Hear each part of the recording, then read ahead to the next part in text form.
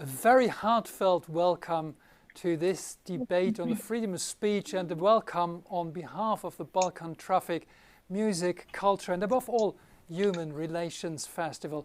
My name is Olaf Bruns and I'm going to guide you through this next 45 minutes.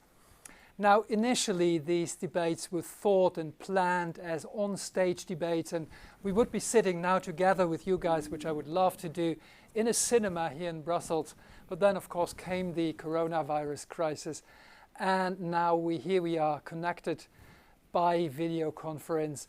Now, everybody glued to their screens, but I think the one thing that hasn't changed is, and that is important for us, is that these debates are not intended as some kind of expert panels, but it's rather about sharing experiences, bringing people together, listening to each other, and well, that's a dream in the best case, to participate in creating networks. Now, this one is on the freedom of speech, and is of course about the endangered freedom of journalists. And I have to say a couple of words on this. Authoritarianism, I think, is on the rise everywhere on the planet, and this is not something that is specific to the Balkans. You just have to look at the US, India, Brazil, and of course far-right parties on the rise in several countries of our own European Union. And the COVID-19 pandemic, of course, was used by many authoritarian rulers as a pretext to even tighten the situation even further.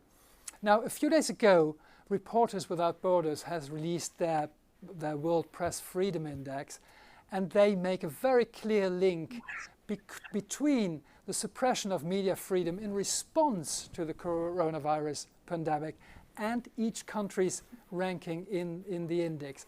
But I would first like to introduce everybody here in this debate. We have Jelena Vasic, a project manager and investigative reporter at the Serbian investigative website KRIK. Welcome. Are you joining us from Belgrade? Jelena? Your picture is frozen. Sorry, I have some... I think all pictures are frozen. No. Do you hear me? Can you hear me? Okay, I just move on. Do you hear me now? Yes, I can. Okay, that's perfect. I go on to the others. Atanas Chubanov, you're from Bulgaria. You're the editor-in-chief of the investigative website Bivol, BG. Welcome. Are you connecting from Sofia? No, I'm connecting from Paris. I'm living in France. You're based in Paris, okay. Okay. Elvira Jucic-Mucic, editor-in-chief of the Media Center in Bosnia-Herzegovina. A very warm welcome to you. Thank you, and a warm welcome. Hello from Sarajevo. And last but not least, Sándor Zsiros, the Brussels correspondent of the Hungarian language service of the TV channel Euronews. Welcome. Hi, welcome everyone. And to make everything perfectly transparent, Sándor and I have been working together at Euronews for a couple of years. So this is not a new setting, and Sándor is joining from Brussels. He's probably only a couple of kilometers away from where I am sitting right now. Now, I have noted the numbers for the 4 countries you're representing in the World Press Freedom Index that has been released by Reporters Without Borders a few days ago. And we have Bulgaria, 111th of 180 countries, Serbia, 93rd, Hungary, 89th, and Bosnia, 58th. Now, there are, of course, differences, but what is similar, it's not that great in all countries we're speaking about. It puts Serbia, Hungary, and Bosnia in the problematic category, and Bulgaria even in the really endangered category. So I would like, for the opening statements, to go exactly down that same list, and that's why I start with Atanas. Atanas, a couple of minutes for you.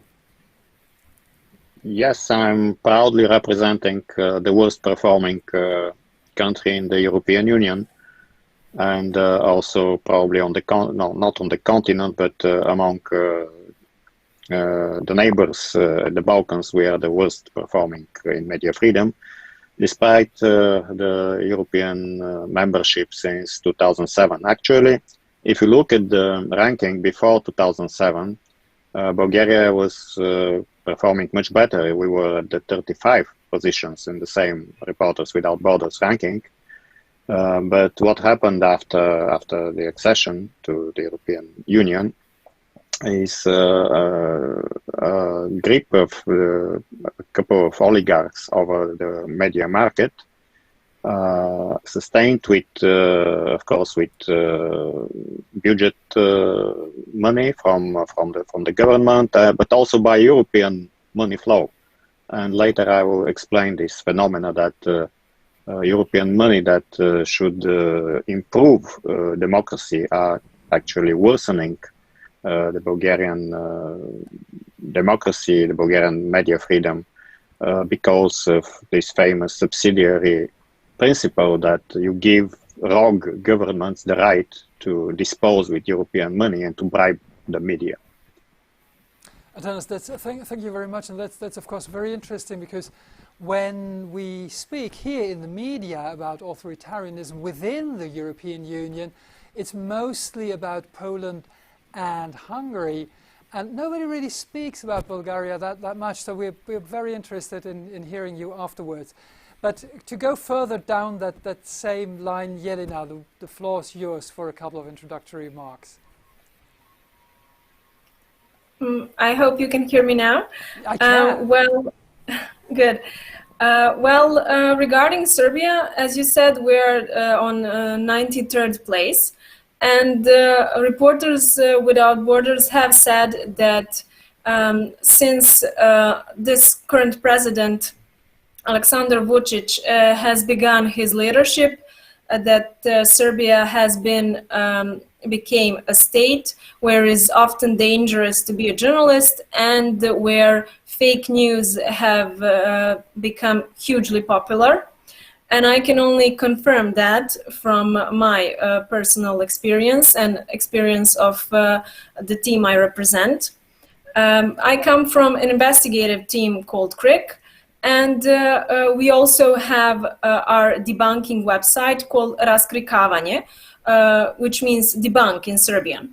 And since this pandemic has started, everything the Reporters Without Borders have noticed in Serbia, everything has increased or has been bare-boned. You can choose whatever is easier to perceive, but the situation is terrific, horrible regarding the fake news about the coronavirus in Serbia. They're emerging every day. And because of that, we needed to launch a live blog that is dedicated only to debunking fake news about a new virus in Serbia. And regarding freedom of expression, freedom of press, that has again been endangered here, especially in this situation, because I think that Serbia was the first country in Europe to arrest a reporter because of coronavirus reporting. At the beginning of April, a colleague from another media was arrested because she reported about poor conditions in one of Serbian hospitals. And she was released the next day, but the case against her is still ongoing. And I more about that, it just to illustrate the state of press freedom in Serbia right now. Thank you very much, Jelena. Shandor, you're the next one down that line. Yes, I'm not an investigative journalist. I'm a foreign affairs journalist. I work in this field since actually 20 years. First 10 years, I was pretty much pro-Orban journalist while I was working in Hungary.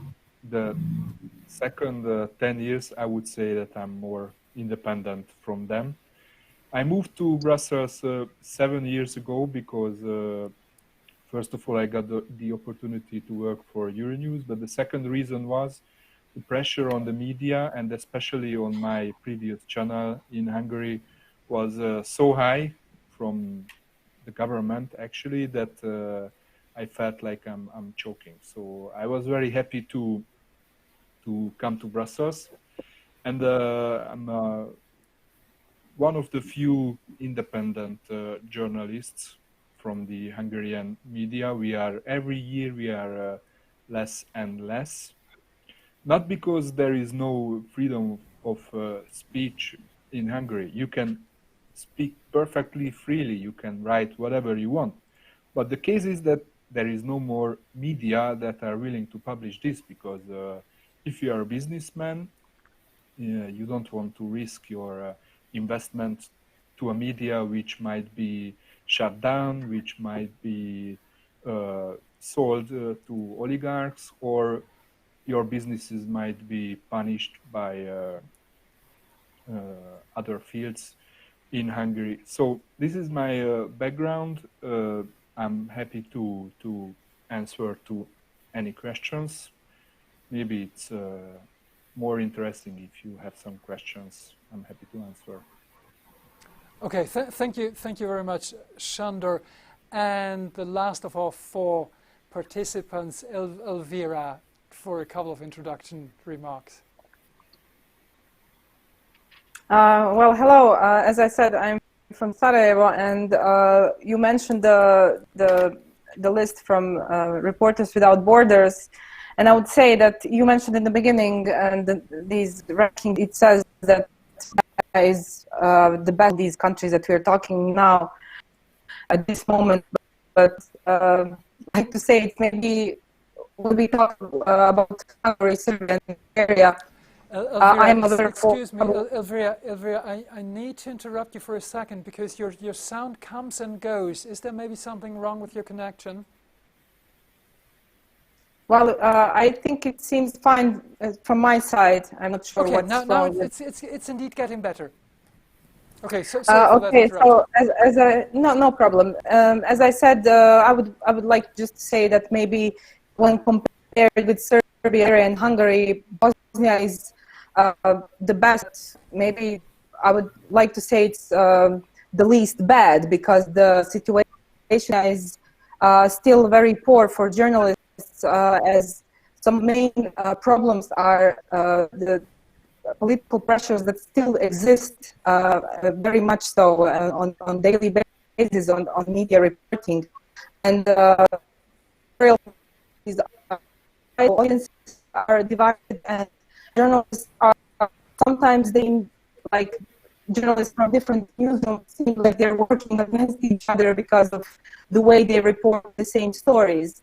And if you would just spend one day following the media in Bosnia and Herzegovina, you would see that there are certain stories that are covered so differently by different media that you wouldn't believe that they come from the same event, for example. And just to say a few examples, Jelena also mentioned situation in Serbia now with coronavirus and the whole pandemic and lockdown, and so there have been, I think we will talk about in the next threads, there are many examples of authorities to impose some new measures and new practices in order to limit the media and narrow down the space for asking questions. And one of the examples, for example, the authorities are they introduced this for practical reasons, so that journalists wouldn't crowd up in small classrooms. They introduced live press conferences where journalists can send their questions beforehand by email. But actually what happens is that they run through the answers, and the journalists, they never get the chance to actually ask them all questions, say, come on, you didn't answer my question, and that. So this is just one of the measures, and I'm happy to talk about Elvira, Elvira, your connection is getting so weak. I can't understand anything anymore. I just asked somebody else and then come back afterwards. Maybe it's getting better over time, because I just can't, and I guess that our viewers can't hear anything anymore. Maybe it's stabilizing over the next couple of minutes. But Atanas, could you just expand a little bit on how in Bulgaria this current situation rolls out for journalists? It's difficult. It's difficult to work in Bulgaria, especially for investigative journalists, because they don't have a stage. There is no place for critical investigative stories exposing the government, the deep government corruption in the mainstream media. Of course, we have internet, we have Facebook, we have a lot of followers trying to avoid the government controlled propaganda media landscape, but still it's not the coverage is not enough to shake the authorities and to change something in the so Bulgaria is worst performing in media freedom, but also on corruption, because media are key actors. Of course, media are key actors to tackle corruption and to shape the opinion against the corrupted politicians. So we have the full range of repressions against journalists, intimidation. We have even physical attacks. It was not counted in this 2019 ranking because it happened this year in 2020. But one of our colleagues was beaten with metal bars. He survived the attack.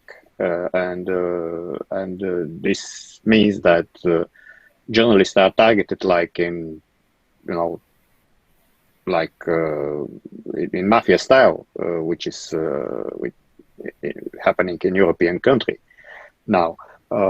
So we have other examples in the past. We have blasts against the cars of journalists that explode. We don't even count anymore intimidations we get by email, by phone, by Sicilian messages. So it's really hard to keep cold blood and to continue working in this situation. We can also add this constant economic pressure on the journalists. It was even said on the TV, in the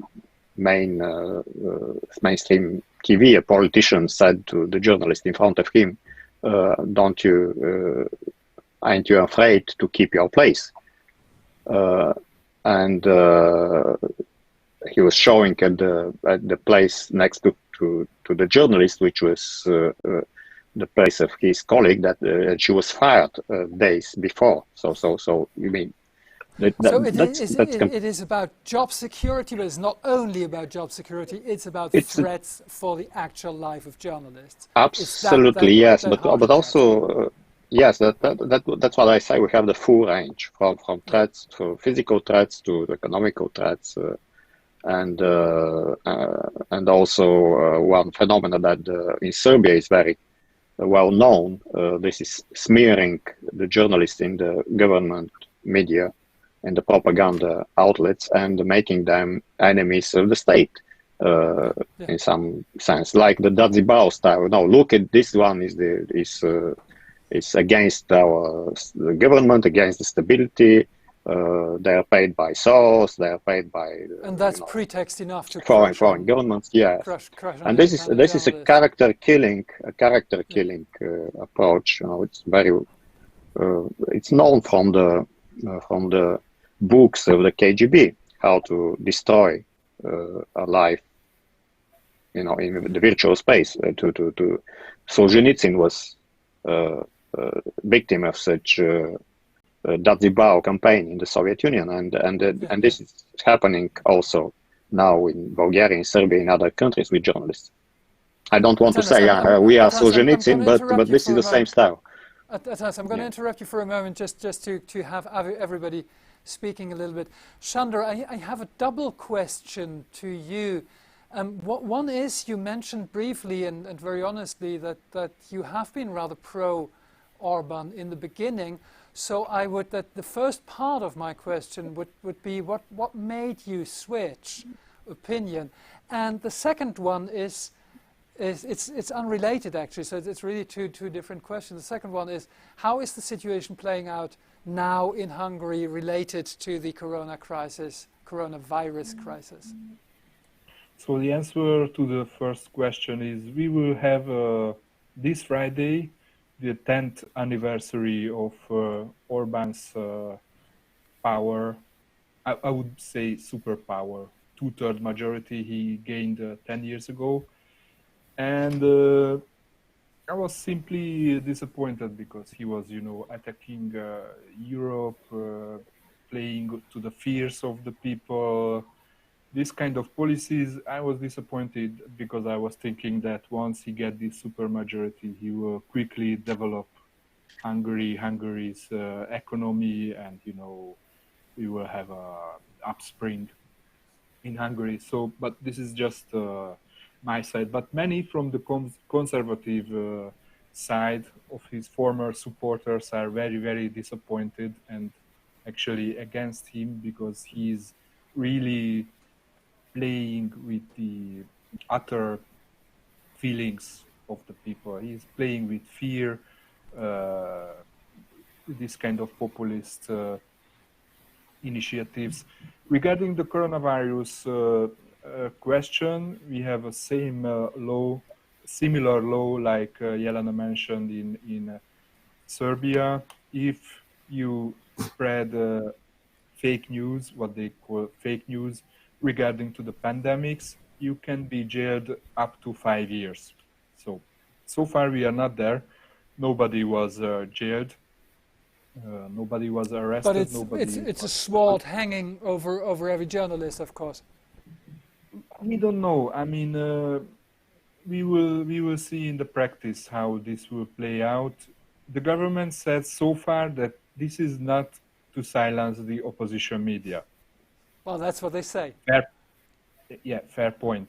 And another point is that in the past there was a similar law for fake news. So there was a possibility for prosecution in the past also when you were spreading fake news, and there were prosecutions because somebody was spreading fake news. But how they will use this, we don't know. We simply don't know. But if you're a journalist and if you want to write a similar story about hospitals being unprepared, you have to think about that. The court maybe will think that this is a fake news, but then, who is judging this?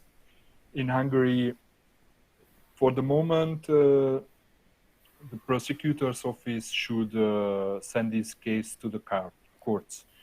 The justice system, the courts are so far independent. The prosecutor's office, I wouldn't say so. I mean, there is several criticism. So whether we use it or not, we don't know. But we see that they use this coronavirus crisis for their own propaganda. In the last 5 years, the main fear was, immigration, immigrants, Muslims coming to Hungary. They will rape the women, they will take over the churches and the Christian culture. But now they changed, they want to defend Hungary from the virus. And, they made a very clever political trick. They made this emergency law with an unlimited time frame, and no democratic opposition in Europe would be ready to sign up for such a law. Of course, the Hungarian opposition also opposed this. They didn't sign up. And now we have a new enemy inside the country, the Hungarian opposition, which is even in the time of the crisis is not able to support the government because they proposed this very small detail of of the law, which is, many say this is undemocratic. So we have, of course, also a lot of fake news. There is one European report saying that most of the fake news are coming from Russia. I cannot confirm, but I can confirm that the most vulnerable people who are targeted in Hungary, they are pensioners. They are the most targeted people with the fake news, who are not able to double check information online, and they are the most vulnerable because of the virus. So whoever spreads this kind of fake news things that the vitamin C is enough to protect yourself, these are playing really with the life of the elderly people who are the most vulnerable. So it would be really, really, really important to stop this fake news, but we don't know what is the intention of the government. And when you see, you know, of course, the last 10 years, it's always you have some doubts. Yeah. Now, you already mentioned, and several of you guys mentioned fake news. Jelena, you mentioned that you're running a specific website on debunking fake news. And that is, of course, a huge amount of work you're putting into this, as investigative journalism is. Investigative journalism is time-consuming and money-consuming always also. So I was wondering, how do you guys do? Because we here in Western Europe, serious media mostly are very established media that have often a long history of decades of publishing, or sometimes even centuries. And they are somewhere, they have their economics right from start. While you are in a much more kind of startup situation, doing a job that costs tons of money. How do you keep the ship afloat, Jelena? Well, we have different ways. We are a 5-year-old organization, and since we established ourselves, we have decided to have different financial flows. The first one is, of course, fundraising. So we propose projects that we want to work on, like investigative projects regarding discovering corruption and organized crime, and we fundraise on international community. And our second and I believe most important way of funding ourselves is crowdfunding. And it's important not because the amount of budget we gain from it, because it's smaller than the first one, but it's because of the argument of it. Yes, precisely, the bond. Because we have all the power we have is our audience. And everything that is happening to us, and Atanas already mentioned the huge smear campaigns, the pressures, you name it, everything is easier because you have your audience behind you and beside you. And they are the ones who are donating our work on daily level, on monthly level, depending on how they can help. And they're also the ones spreading our investigations. They're also the ones even giving us ideas on how to fund for our work, writing to us on social media. They have even started like some support campaigns when we were attacked. On one of many occasions we were smeared in pro-government tabloids. So crowdfunding is for sure something I would recommend to every investigative media, because you work for the citizens, and it's only normal and logical to include them in your work by letting them support you. And the third way we finance ourselves is commercial revenue. So we held things in investigative journalism and in security, reporters' security all around the world. And that's how we manage to have a whole budget every year. And we have a small team, like 10 journalists and 3 people working in management side. So as you said, it is expensive, it is hard work, but I believe it's completely necessary. And I really see, especially in these months, that people from Serbia recognize the relevance of real news. Could you just give a couple of examples of things you managed to uncover, just to get our viewers who probably don't all know your website into the mood a little bit? What kind of investigations are you running? We investigate organized crime and corruption, and we have so far discovered that 3 current ministers in Serbian government are directly connected to 3 different organized crime groups. And we have investigative stories about many corruption cases. Maybe the most popular one is about our current finance minister, and it was discovered a while ago when he was a mayor of Belgrade, and it was discovered precisely with the dear colleague Atanas present today, because we as Creek are a part of a huge network organized crime and corruption reporting project that Atanas' website is also a part of.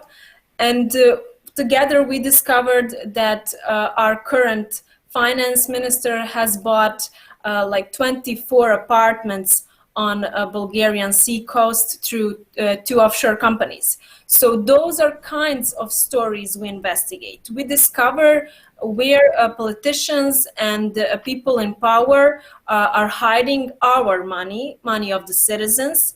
We discover corruption deals, and from 2 years we also discover fake news in Serbian media. So those are the most important things we do. But we also have databases. We have just launched an investigative podcast, so I can go on, but I believe that the others have also have an opportunity to talk. Oh, sure. Thank you very much. What you're mentioning are cases where you would think this is enough to end a politician's career in normal conditions, but it doesn't seem to be that way. Atanas, I would like still on the business model, and that is of course getting very, very under strain now in this COVID-19 situation. Do you work on a similar model as Jelena? As Absolutely. We have more than 80% of crowdfunding revenue. We so have for you, crowdfunding is really a big chunk of what you. It is working for small, for a small team, not for a news desk making news every day. Yeah, sure. But for a small investigative team, this is an option, because people like reading. They like to read analytic stories about corruption. That's what we can say for the Bulgarian reality. And we have this year an increase of about 30% from the beginning of the year of our regular donators. We can. Has that changed now since the coronavirus situation? Yes, very interesting phenomenon. At the beginning of the crisis in March, we had people who were canceling their subscriptions. Now we did a couple of investigations about spending of money for ventilators, for masks, for one fun story that allegedly we imported 15 tons of medical supplies from the Emirates, but actually we showed that only 3 of them are masks. The rest 12 tons were dates, the fruit. You see, so it's an incredible story, and we have an increase of subscribers. In the middle of this terrible financial crisis, we have more subscribers and more donations than a year before. So there is a clear phenomenon that people really realize the added value of serious journalism and investigative journalism, and they're ready to pay for it, even in a moment of economic hardship. Yes, but it's very specific to, I suppose it's not working in any country for any media. We can say it's working for us for now, but I think it's a fragile, there is a fragility if you rely only on this model, because a terrible financial crisis like the one we are facing now can change the game. If you are lucky, you survive, but otherwise you need institutional support, and that's why I'm saying that European Union must support the investigative journalism and the independent journalism, and not supporting the propaganda outlets like it's happening today. Well, that is something I would like to come back later on. Elvira, your connection was so bad a couple of minutes ago. Let's give it another try. We were speaking about, well, on the one side there is the investigative part, and on the other side, which is very important right now, is debunking fake news. Is this something that is important to your organization too? First of all, I'm sorry for my connection, and no, it's not your fault. It's just unfortunate. Yeah, sure. So disinformation is also one of the biggest problems currently in Herzegovina regarding the related to coronavirus. And what we are trying to do is to empower journalists who are working on daily basis on reporting on the situation. We have investigative journalists and similar to Bivol and to Creek. Sorry, it was in Herzegovina, and they have impact, like your stories also have impact. But our colleague from Hungary, he mentioned old people. So not just old people, but public in general. They are more dependent on mainstream media, not just investigative team, which are doing great jobs, and some of the stories they end up in the mainstream media. So people are mostly in the house. Everyone is watching TV. So what is it that we have on TV? What is it that we have on news portals? This is what we are trying to map, and this is where we are trying to work with these journalists who are in the field every day, trying to gather all these pieces of information that people are mostly interested in. So, but there are also bigger problems now that I mentioned in the beginning. So deterioration of freedoms for media, deterioration of freedoms of also of movement of citizens in general. But during this crisis, it is very hard to push these important topics of kind of pressuring the freedoms in this crisis situation that we are going to be worried about actually now or 5 years from now, Yeah, so, and this is trend here. I think we were about to mention this kind of... Elvira, excuse me. Elvira, excuse me. It's the connection is getting very, very, very coming and going again. It's not possible to follow you anymore.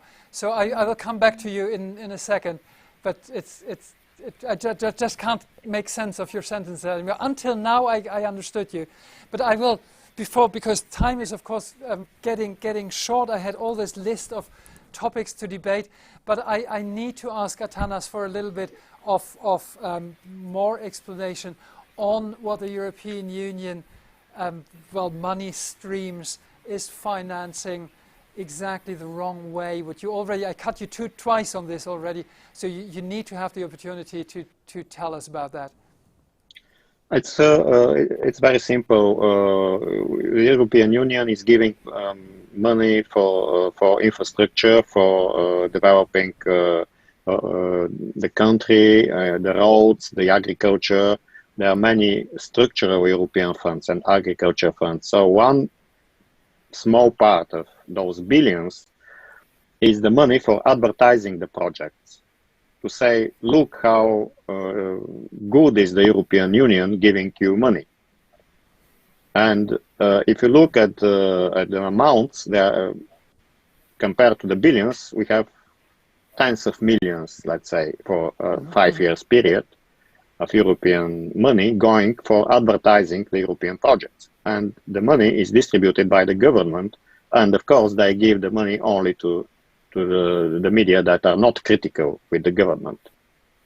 So what you're saying is that this money is basically handed out by the Bulgarian government without any oversight from Brussels or from whatever institution. It is Exactly. just they can basically do whatever they want. That's the case, and it was distributed in a completely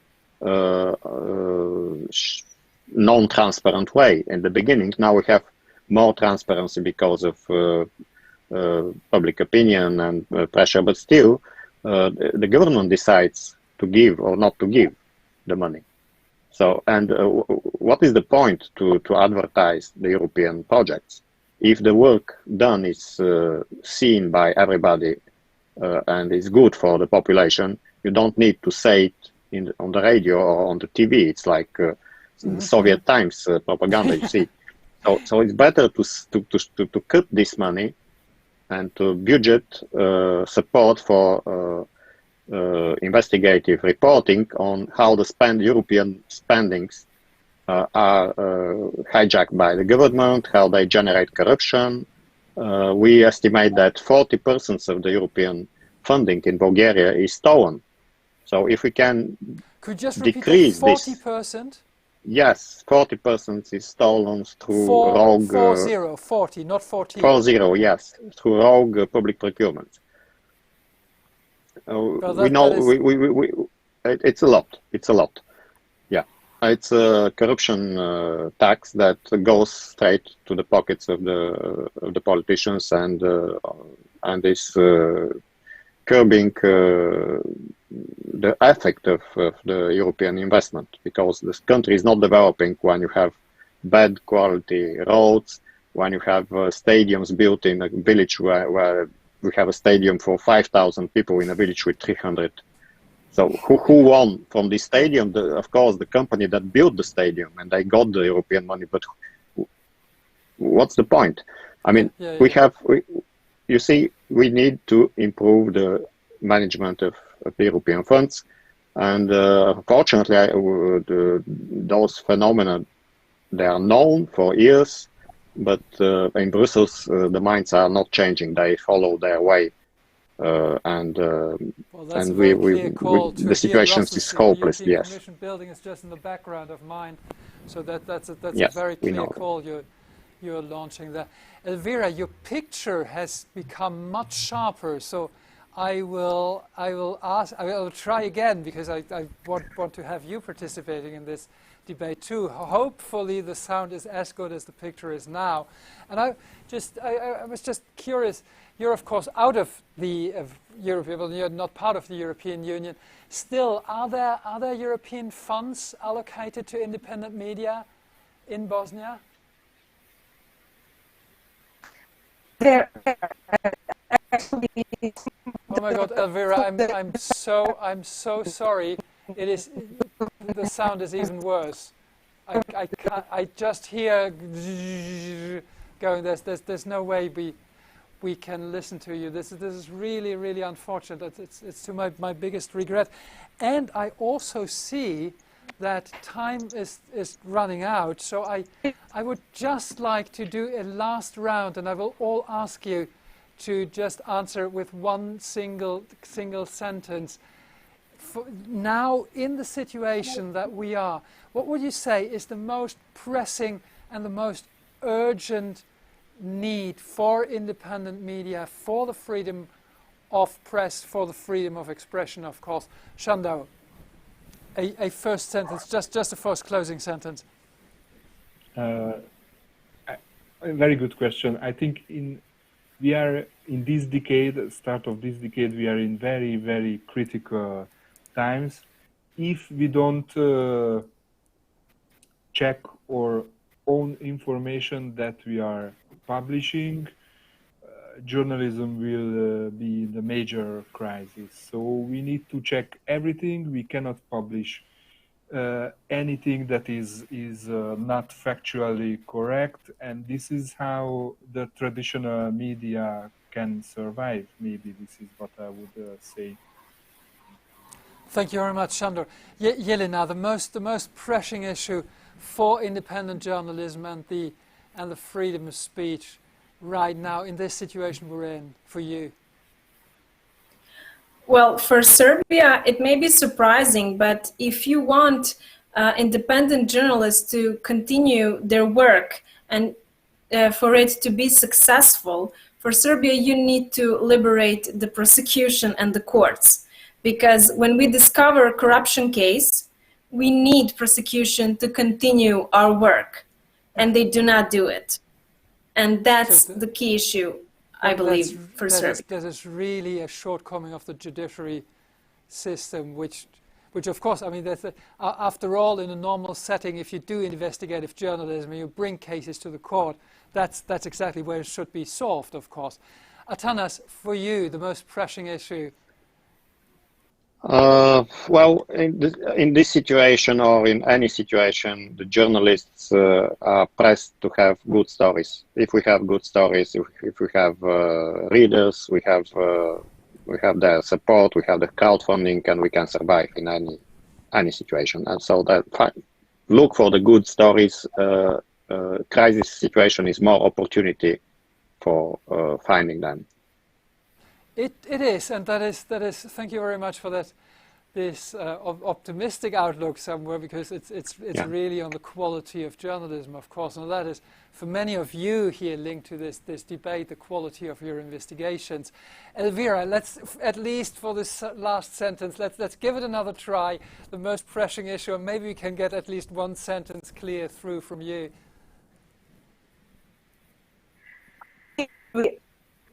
Most important now where the bar. Elvira, no, I cut you. There's no way. It is. I just can't.